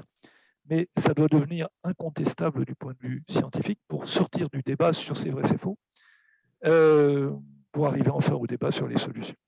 D'accord, merci. Et elles existent déjà. Alors, je vais vous faire en 10 minutes la liste des projets et on les détaillera en suivant. Donc, le premier projet consiste à rejoindre justement le GIECO IPBC avec Jacques et moi-même et d'autres membres de Nous sommes vivants. Le principe, c'est d'être les témoins, les observateurs de ce qui se passe dans les entreprises pour identifier des enjeux, des situations particulières et les faire remonter aux scientifiques du comportement donc, qui composent le GIECO IPBC. Et donc là, on est parti sur, pour le coup, des réunions toutes les 3 semaines, non, toutes les 2 semaines, 2-3 heures. Avec la prochaine réunion, donc le 15 avril à 9 h. Vous aurez, si vous êtes inscrit, vous aurez tout le détail des personnes. Exco, attention à votre micro. Voilà, j'ai coupé. Merci. Et, donc, le GIECO, voilà, et donc un retour des scientifiques à prévoir vers août pour nous donner des éclairages et ouvrir des perspectives voilà, d'évolution des comportements. Véronique vient de nous... donc vous avez compris qu'on s'est parlé il y a juste, je crois que c'était jeudi ou vendredi, et qu'on a partagé son enthousiasme. Et donc, je lui ai dit, bah, oui, tiens, parle-nous de ton projet et lance-le lundi. Donc, voilà, vous avez l'email de Véronique, je vous le redonnerai. Moi, je vais vous parler rapidement de la fresque du facteur humain, donc, qui est donc un projet aussi avec le GIECO, Humans Matter, Pixelis, Nous sommes vivants. Donc, je vais vous présenter ça très, très rapidement. Là, il s'agit de sessions de 3 heures et d'être formé pour pouvoir animer des sessions. Brigitte, chez Nous sommes vivants, donc, porte le pôle formation. Donc, effectivement, Brigitte et Véronique vont devoir se parler pour se coordonner. Donc, elle va nous faire un petit topo là-dessus. On est parti sur des formations qui permettent là aussi aux managers d'embrasser la régénération, de prendre soin de soi, des autres et de la planète. Voilà. Rudy n'est pas là, mais c'est un projet là, c'est la régénération, mais non pas abordé sous l'angle de la formation ou des compétences ou des postures, mais vraiment sur la démarche de design. Et avec un beau travail justement d'illustration de ce que c'est que la régénération au niveau d'un terrain, au niveau d'une ville, au niveau de l'entreprise. Qu'est-ce que ça peut vouloir dire? Qu'est-ce que ça nous inspire? Voilà. Moi, j'ai un projet sur travailler sur les imaginaires, plutôt au niveau de la consommation, les imaginaires durables, mais désirables. Comment on casse voilà, cette logique enfin, aujourd'hui, si c'est responsable, c'est 100, c'est toutes les choses qu'on ne veut pas. Est-ce qu'on peut aussi regarder toutes les choses que l'on obtient, voilà, tout le plaisir, le désir, l'envie, voilà, aborder le responsable et le durable sous l'angle voilà, du désirable. Brigitte, est-ce que j'oublie un projet? Non, je crois que j'ai fait la liste. C'est bon, ça me paraît bon. Là, Tu en m'avais sollicité accéléré. sur Déjà le pas maillage mal. des compétences. Et voilà, et Bernard sur le maillage des compétences. Ah oui. Voilà. Je te cherchais dans la liste, je t'avais pas vu. Donc, voilà, comment ça fonctionne le lundi matin à 11 h pour chacun d'entre vous peut venir nous solliciter. Il y a un fichier de 300 professionnels de l'innovation et de la transformation. On peut vous aider à identifier la perle rare qu'il vous faut dans votre projet, que ce soit pour l'animation d'une fresque ou une mission d'accompagnement en innovation ou en transformation. Et donc, Bernard va nous en parler. Voilà, voilà. Donc, j'ai fait la liste. Je suis à peu près arrivé dans le délai. Donc, dans les 5 minutes, je vous présente donc donc la fresque du facteur humain, qui est un exemple donc justement de ces résultats de notre intelligence collective quand ça devient concret et exploitable auprès des entreprises. Donc, la fresque du facteur humain, le principe, c'est de faire travailler en intelligence collective à peu près 10 personnes. Le groupe identifie un changement de comportement et dans une première étape, ils vont se concentrer sur quel est le comportement attendu. C'est-à-dire, par exemple, si le groupe a choisi de travailler sur devenir vegan, comment ça se manifeste lorsqu'on a réussi à devenir vegan. Et donc là, le groupe explique effectivement ce comportement cible, quelles sont les manifestations. Et ensuite, le groupe va travailler en négatif avant de travailler en positif sur quelles sont les émotions liées à ce changement de comportement et les biais cognitifs qui peuvent intervenir dans ce changement de comportement. Et ensuite, en négatif, avant de passer en positif, les leviers, par exemple, les croyances qui peuvent nous freiner. Et ensuite, le groupe travaille sur en quoi les croyances peuvent, elles, être facilitantes, quelles sont les émotions qui peuvent là aussi être positives et nous motiver, nous donner envie d'aller plus loin, et quels sont les biais cognitifs qui pourraient là aussi être exploités positivement. Et ça fonctionne comme une prise de conscience individuelle surtout et aussi collective, parce que le collectif partage son ressenti et le résultat, c'est effectivement une prise de conscience de comment on fonctionne et comment voilà. Ça, c'est une fresque avec en vert, en rouge les aspects négatifs, en vert les aspects positifs. Là, c'était simplifier les messages à arriver à transmettre en interne. Les sujets sont divers et variés. Pour moi, l'écologie, et comme vous aussi, c'est aussi bien le social que l'environnemental, que l'économique ou l'organisationnel. Donc, on peut traiter vraiment tous les sujets. Là, je vais, pendant que Brigitte parle des formations, je vous donnerai le lien pour assister à une session de 3 heures et si vous voulez être formé aussi. Et le principe ensuite, c'est que toutes les personnes formées peuvent animer gratuitement ou en étant rémunérées des sessions de fresques du facteur humain, en particulier dans les entreprises. Et il y a aussi je sais, un sous-groupe qui travaille sur une adaptation pour les adolescents ou les jeunes, plutôt là dans le milieu scolaire. Juste une phrase à ajouter peut-être pour montrer l'intérêt de ces genres de choses.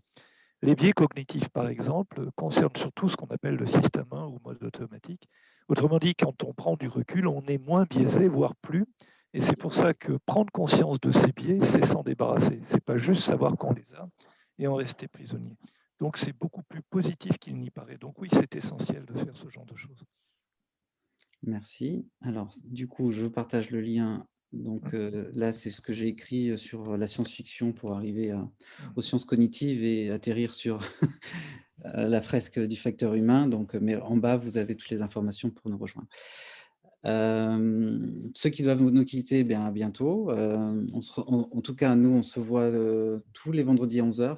Si vous allez sur nous-sommes-vivants.co, et là, vous avez vous avez le lien Zoom. Donc, vous êtes bienvenus tous les vendredis à 11 h. Et on se voit pour le maillage de compétences dont nous parlera Bernard le lundi à 11 h aussi. Et donc, on continue pour ceux qui veulent bien rester avec nous. Brigitte, parle-nous du pôle formation. Alors, le pôle formation, pour moi, c'est vraiment une étape. Puis ça synthétise un petit peu tout ce qui a été dit. C'est-à-dire que si on veut se relier à soi, aux autres et aux vivants, ben, il faut qu'on ait des prises de conscience. Donc, ces prises de conscience, on est un petit groupe à réfléchir sur effectivement qu'est-ce qu'on peut mettre en place pour faire en sorte qu'il y ait cette prise de conscience. Et les fresques jouent un rôle très important parce que ça va être pour nous la première étape, qui est une étape nécessaire mais pas forcément suffisante. Moi qui suis aussi fresqueuse pour la fresque du climat, c'est intéressant de faire prendre conscience de l'approche systémique que peut représenter le climat. En plus, ça s'appuie sur les travaux du GIEC. Après, on ne peut pas rester comme ça. D'accord. Après, il faut accompagner les personnes pour que justement, il y ait un passage à l'action, il y ait une gestion des émotions aussi qui est importante.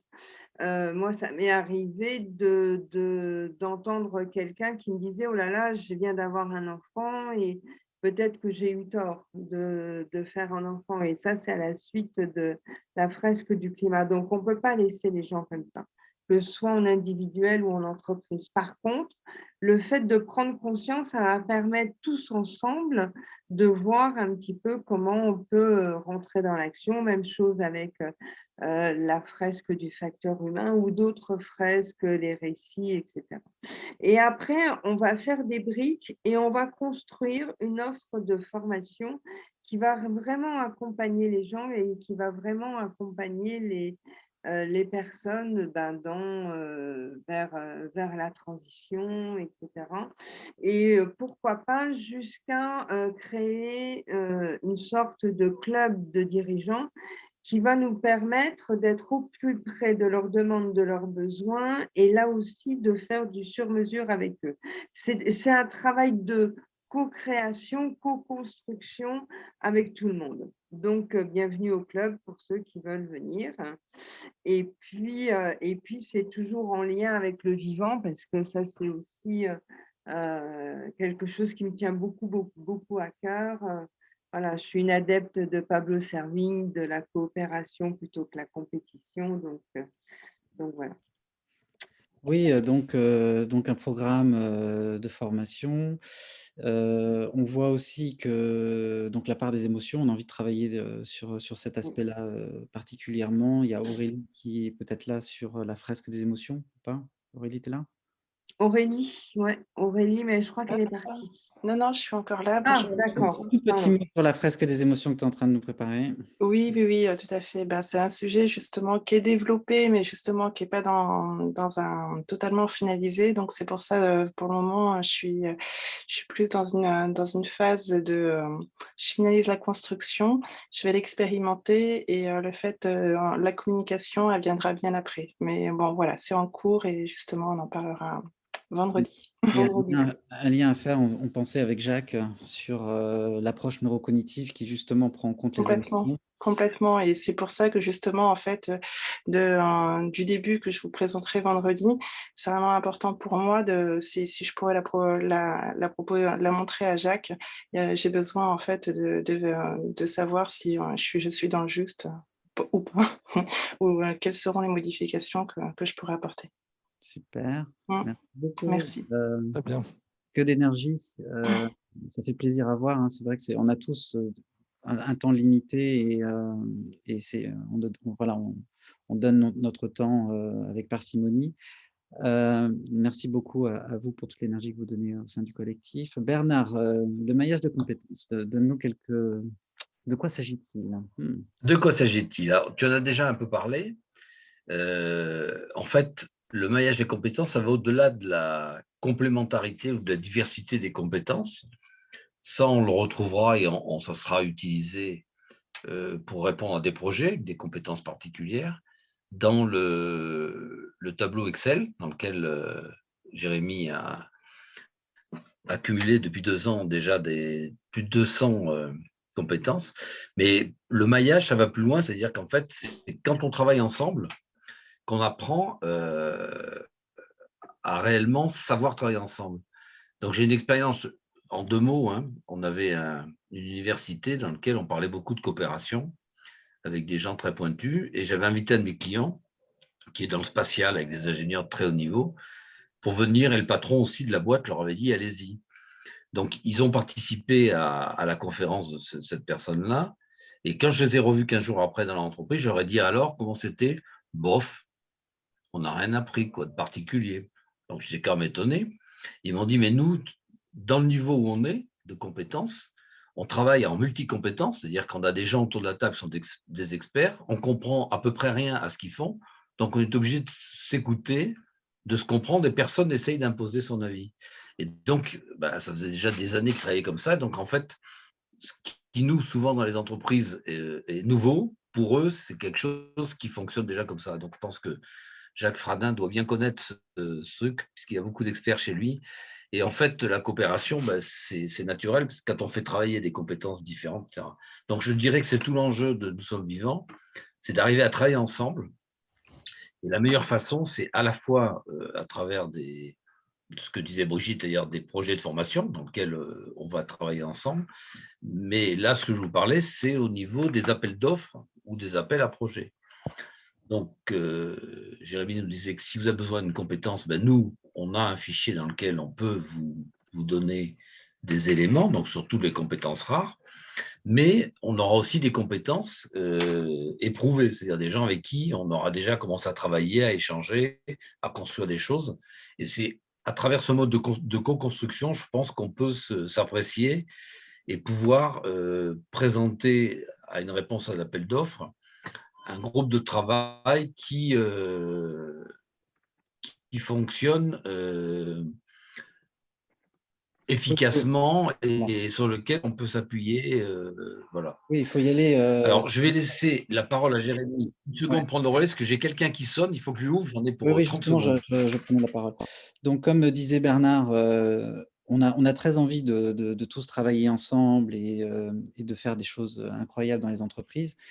Toutefois, il faut y aller, il faut prendre le temps, y aller avec humilité.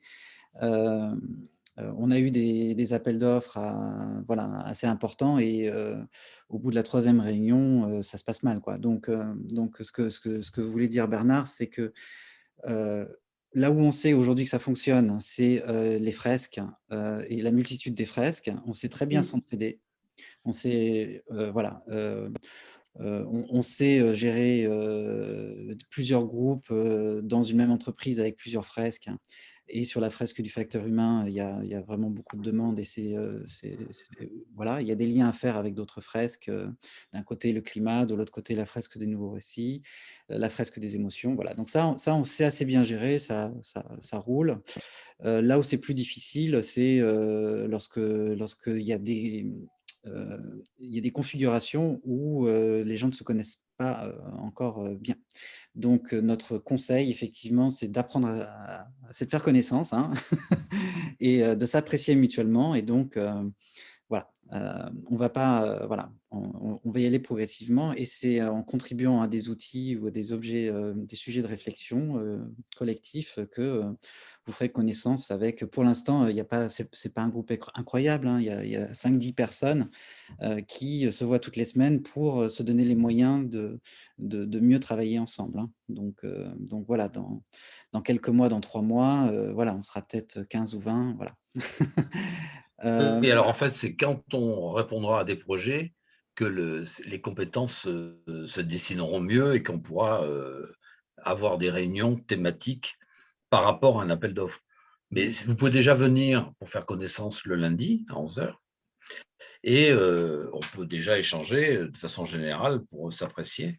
Et puis, quand il y aura les premiers appels d'offres, à ce moment-là, on fera des réunions thématiques par rapport à l'appel d'offres. Et là, c'est dans les échanges qu'on pourra trouver des réponses qui convaincront les clients. Voilà. Merci. Donc, moi, je dois vous pitcher un projet. Donc, ça va faire 2 ans. Et là, je devais le faire la semaine dernière, le lancer la semaine dernière. Mais bon, ce sera cette semaine. Donc, les imaginaires de consommation. Donc, mon projet, si vous voulez bien m'aider, c'est d'identifier 10 tendances, 10 imaginaires qui nous font envie. Et de faire un board d'image à partir de ces tendances pour montrer qu'est-ce que ça voudrait dire en termes de packaging, de produits, de communication, voilà. Donc, par exemple, être un écolo accompli aujourd'hui, c'est ne pas manger de viande. Donc là, on est sur le pas manger de viande, donc un négatif. En positif, qu'est-ce que ça veut dire? Est-ce qu'il y a une reconnexion avec la nature nourricière, avec le vivant? Est-ce qu'on est énergisé? Est-ce que voilà. Être un écolo accompli, c'est ne pas voyager. Bon, donc là, on est en négatif. En positif, est-ce que c'est le local exotique, extraordinaire? Est-ce que c'est la redécouverte de soi, des autres? Voilà. Sur ne rien acheter de neuf, ça peut être, alors là, c'est pour montrer qu'il faudrait être un peu plus créatif que je ne l'ai été jusqu'à présent. Peut-être la tendance rétro, c'est un imaginaire qui fonctionne bien.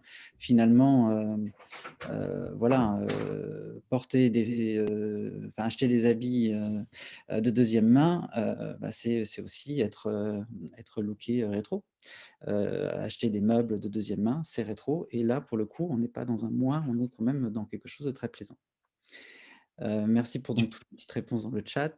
Si je peux répondre à une question là dans le chat, est-ce qu'on peut le lundi à la réunion? Alors, c'est quoi la réunion du lundi? C'est le groupe dont parlait Jérémy, de 5 ou 6 personnes qui travaillent sur les appels d'offres. Donc, on est en train de préparer tout ce qu'il faut pour répondre. Donc, on a presque tout. On a un cabinet de portage, on a un support de présentation du groupe, on a un support de réponse, on a une charte, on a à peu près tout ce qu'il faut. On commence à remplir les documents légaux de façon à être prêt. Un modèle de CV, et donc les gens qui seront… Alors, il y a un chef de projet, bien sûr, pour chaque projet, et c'est lui, chef de projet, qui définit les compétences dont il a besoin et qui sera le sélectionneur, si je peux dire, de l'équipe. Alors, en espérant que ça fasse un grand chelem comme le rugby samedi soir. Donc, le lundi, pour l'instant, on a travaillé sur dans quel ordre de marche il faut se mettre pour répondre aux appels d'offres. Et maintenant qu'on est prêt, on va prendre des appels d'offres. Donc, soit vous les apportez pour que le groupe puisse les porter. Donc, vous dites, moi, je ne peux pas répondre tout seul, ou c'est trop compliqué, ou je n'ai pas la surface. Et là, on a un cabinet de portage qui, lui, a la surface. Et normalement, vous devriez trouver les compétences. Donc, si c'est vous qui apportez, ça sera vous le chef de projet, a priori, sauf si vous ne voulez pas l'être. Et puis, nous, on va trouver, on a des supports, c'est rare qu'on va surveiller maintenant, pour apporter des appels d'offres. Et à ce moment-là, on fera aussi des appels à compétences en demandant s'il nous manque des compétences pointues, qui peut le faire. Ça, c'est la réunion du lundi. Voilà. Les appels d'offres ne prennent jamais en compte le facteur humain. Donc, Marion qui nous pose la question. Alors, un appel d'offres peut porter sur des formations, déjà. Donc, on a fait un exercice sur une entreprise de transport récemment, le lundi. Donc là, c'est vraiment des formations. Et donc là, on est quand même… voilà, sur des sujets de collaboration, de montée en compétences. Ensuite, Bernard, par exemple, peut en témoigner, tous les sujets de collaboration, d'implication des collaborateurs dans des projets, etc., c'est son rayon, hein, c'est ça, Bernard? Intelligence collective et tout ça. Ensuite, pour l'instant, là, ces derniers… Non, je peux dire pour l'instant, je n'ai pas vu d'appel d'offres sur régénérer le management ou régénérer des collaborateurs épuisés ou voilà. Jérémy, Jérémy, pardon. En fait, je ne disais pas qu'il n'y avait pas de contenu sur le facteur humain. Je disais que les appels d'offres, la façon dont ils sont faits et la façon dont on répond… Moi, j'ai passé des appels d'offres et j'ai répondu à des appels d'offres. Je suis à mon compte depuis 13 ans. J'ai travaillé à la Chambre de commerce de Paris où je passais des appels d'offres.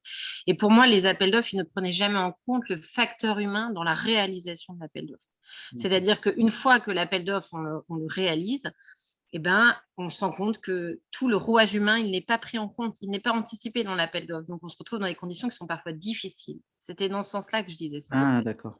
Alors, je dirais que c'est quand même en train de changer, puisqu'aujourd'hui, avec les départs des collaborateurs de plus en plus endémiques, avec des patrons qui commencent à prendre conscience, moi, je commence à avoir réellement des chantiers intéressants dans lesquels ils prennent conscience. Alors, évidemment, ils n'ont pas fait tout le parcours, mais à nous de les aider, dans lequel ils prennent conscience, etc. Mais moi, ce que je fais souvent, et j'en ai eu pas mal, par exemple, avec la Caisse des dépôts, c'est, si l'appel d'offres est un peu technique, de mettre une dimension humaine, et c'est souvent ça qui faisait la différence. Parce qu'à nous d'expliquer en quoi cette dimension humaine, elle est indispensable si réellement ils veulent réussir leur transformation. Et donc, c'est ça qui peut faire la différence. Alors, il ne faut pas être centré que là-dessus, il faut quand même prendre en compte le sujet de fond, mais leur montrer qu'il y a un certain nombre de… Bon, il ne faut pas être trop ambitieux. C'est vrai que si vous commencez par mettre de l'équi-coaching, des trucs comme ça risque de faire peur au départ. Mais oui, mais c'est l'avenir, l'équi-coaching, c'est l'avenir. Mais pourtant, c'est l'avenir. Mais il faut un peu de Et temps on est pour leur tout à apprendre. fait d'accord avec toi, Marion. On va commencer par ça. La remarque de Marion me fait penser que donc, le Typeform qui date d'il y a un an, essayait de prendre en compte de notre côté le facteur humain dans le maillage de compétences. On peut l'améliorer maintenant à la lumière de tout ce qu'on s'est dit. En tout cas, à l'époque, on s'était dit que, comme dit Bernard, déjà, il faut se connaître et vous allez voir que dans le Typeform, il y a pas mal de questions personnelles. Et on avait essayé de creuser aussi quelles étaient les valeurs de chacun et quels étaient les environnements de travail que les uns et les autres préféraient. Donc, on avait essayé d'aller assez loin là-dedans, mais il n'y a pas d'intelligence artificielle qui peut faire le travail. C'est que voilà, au final, on aura des éléments parmi vos réponses, mais c'est en se rencontrant et en discutant ensemble qu'on pourra travailler le mieux. Mais en tout cas, moi, personnellement, c'est vrai que les missions à faire pour pas cher, très, très rapidement, c'est plus de souffrance qu'autre chose, même si des fois, on n'a pas le choix, mais on ne s'en sort pas, on s'en sort pas souriant et heureux quand même, hein. Voilà, Alors, ce qu'on peut dire quand même, c'est que ce fichier que tu as mis à jour, on vient de le réorganiser de façon que ce soit peut-être plus facile, et on va le remettre en ligne pour que vous puissiez, soit ceux qui sont déjà dedans, le compléter, soit, si vous n'êtes pas encore dedans, mettre vos compétences. Hein, puisque, notamment sur des compétences assez précises, on peut avoir besoin d'un appel d'offres de telle ou telle personne sur du design thinking, sur de la théorie U, sur des différents outils.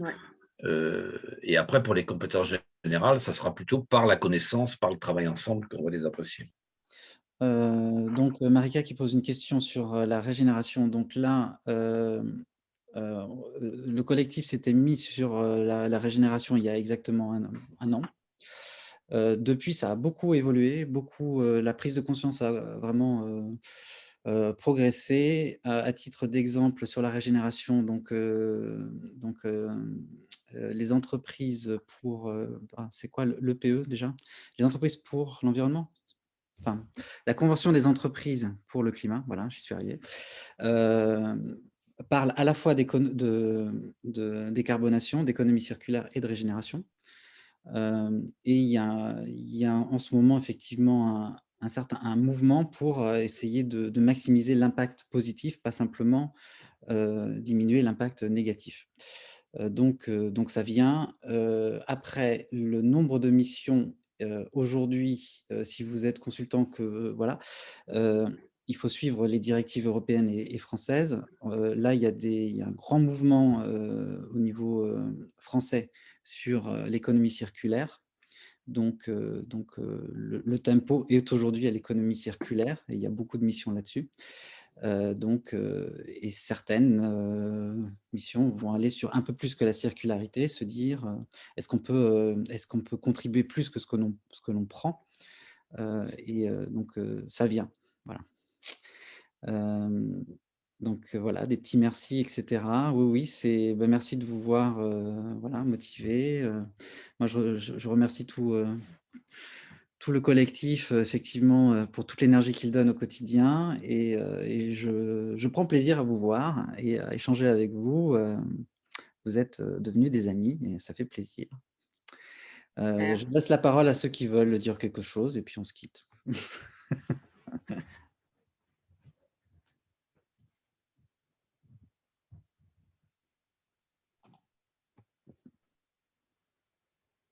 Merci beaucoup. Voilà. C'était super. Moi, je découvre Nous sommes vivants. Donc, comme ça va pile poil dans mon projet autour des chevaux et du prendre soin de soi, des autres et de la planète, quand je l'entends, ça me fait super plaisir. Donc, voilà. Donc, je pense que je vais rejoindre, même si je manque de temps. Voilà, je vous découvre ce soir, donc je suis contente. Je ne sais pas sous quelle forme, mais voilà, je serais ravie de vous présenter mon projet et puis de voir comment je peux contribuer à ma petite échelle. Merci beaucoup.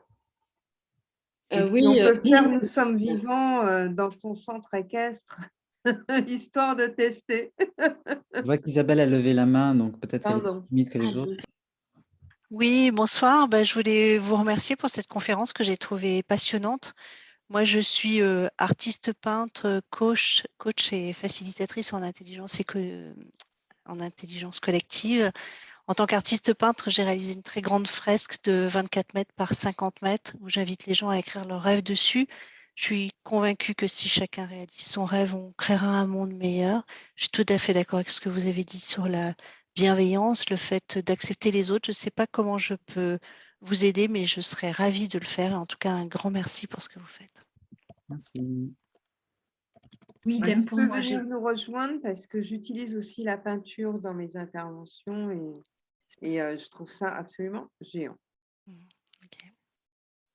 Idem pour moi, merci à tous. J'étais ravie de faire votre connaissance ce soir et donc